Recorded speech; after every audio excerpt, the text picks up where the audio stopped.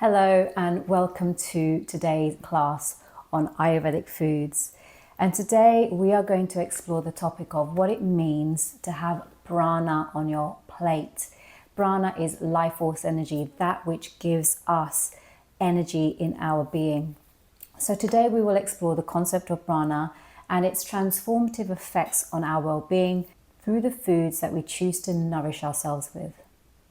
We're going to delve into the significance of flavoring our foods with sattvic qualities over those that are tamasic and rajasic, and also explore the energetic dynamics that dictate our dietary choices. In the ancient texts of Ayurveda, prana is revered as the vital life force that animates all living beings. It's the subtle energy that permeates every aspect of our existence, sustaining life at both the physical level and the spiritual level. You see, when we consume foods rich in prana, we align ourselves to the universal life force, fostering vitality in our body, clarity in our mind, and overall holistic well-being. Sattvic foods are revered for their purity, their lightness, their nourishing properties, that nurture our body and mind and bring harmony, clarity, and balance. Rajasic food, on the other hand, are characterized by their stimulating and fiery nature, often leading to restlessness and agitation. And then we have tamasic foods, and these tamasic foods can be heavy, dull, and can lack vitality, and potentially induce lethargy and inertia. So let's look at some examples of these three different food categories and shed some light on the energetics of food in Ayurveda. Sattvic foods are vibrant with prana, promoting vitality and mental clarity. And these foods can include those things such as fresh fruits, and those fresh fruits could be apples, bananas, berries. All of these foods, all the fresh fruits, are rich in prana, vital nutrients, and do promote clarity and vitality. Vegetables in this category can include things like green leafy vegetables, carrots, cucumbers. These are all packed with essential vitamins and minerals that support our optimal well-being. Whole grains such as quinoa, brown rice, oats provide sustained energy and nourishment and ground us and bring that stability and balance within us. When it comes to nuts and seeds, we can opt for things like almonds, walnuts, flax seeds, which are dense sources of pranic energy, enhancing our vitality and mental clarity. So these are all really, really fresh foods. And essentially these foods are alive and they have a high vibe energy.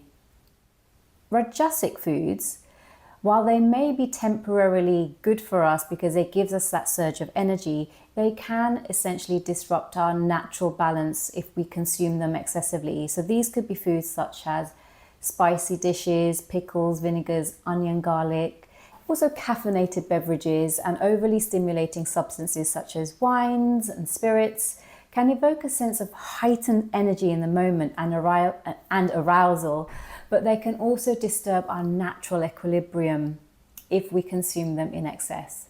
So we want to minimize these rajasic foods where we can. The Masic foods are those that lack energy. These are foods that are highly processed or refined. They can include fast foods, sugary snacks, artificial additives, and these foods lack prana, and they can really weigh us down with their heavy inert qualities, leaving us feeling kind of sluggish and mentally dull. So these are our three categories of qualities when it comes to eating foods that have an impact on our mind and body. In Ayurveda, meat is considered to be tamasic and can be a challenge on our digestive system, especially red meat. However, if you do choose to consume red meat, I would recommend opting for organic, lean varieties and have it in moderation and balance it with plenty of fresh vegetables and grains. Now, while leftovers are convenient, they do tend to lose their pranic energy over time. So it's really best to consume freshly prepared meals whenever possible to maximize that vitality of food that we have in our diet. Processed foods, and we see a lot of this, these are absolutely devoid of prana. and they often contain additives and preservatives that can really disturb our health.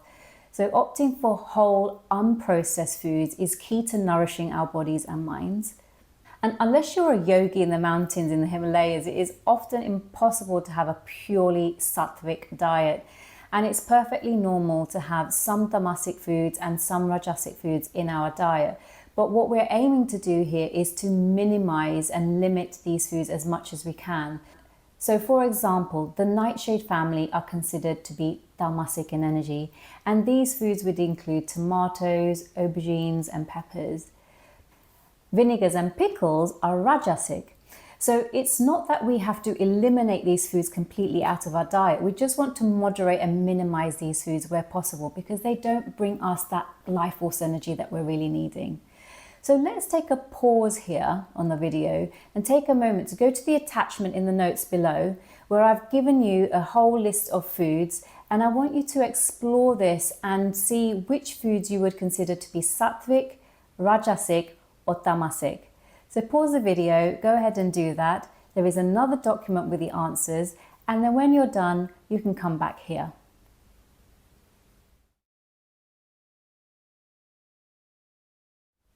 Okay, so how did you get on? Hopefully you'll be more aware about the energy of the foods that we choose to consume. And this is something that you can apply when you're shopping, when you're cooking. Just be more mindful of, is this food bringing me life force energy, or is this food elevating my energy temporarily and giving me a spike, or is it bringing dullness to the body? Now, what about our modern dietary trends such as keto, paleo, and vegan? Well, let's explore this a little bit and put this in context under the Ayurvedic lens. So keto diet. So while the keto diet emphasizes high-fat, low-carb foods, which can induce ketosis, it's essential to ensure that we choose foods that are aligned with the Ayurvedic principles. So incorporating sattvic foods such as ghee, coconut oil, avocado can really enhance the nourishing qualities of the keto diet while minimizing the reliance on the tamasic processed fats. So what about the paleo diet? So the paleo diet focuses on consuming foods that mimic those of our ancestors. These would include lean meats, fruits, vegetables, and nuts. By prioritizing organic, locally sourced ingredients and minimizing processed foods, we can start to align the paleo diet with the Ayurvedic principles of sattvic nourishment and pranic vitality. So what about the vegan diet? A vegan diet which abstains from all animal products can be inherently sattvic when centered around whole, plant-based foods. And by incorporating a diverse array of fruits and vegetables, legumes and grains, we can really start to harness the pranic energy of plant-based nutrition while we continue to honor the principles of compassion, of ahimsa, which means non-harming, that is always encouraged in Ayurveda. So in conclusion, our dietary choices serves as a potent vehicle for cultivating vitality, clarity, and bringing balance to our lives. Now, by embracing the wisdom of Ayurveda and prioritizing foods that are rich in prana, we can nourish not only our bodies, but also our minds and the spirit.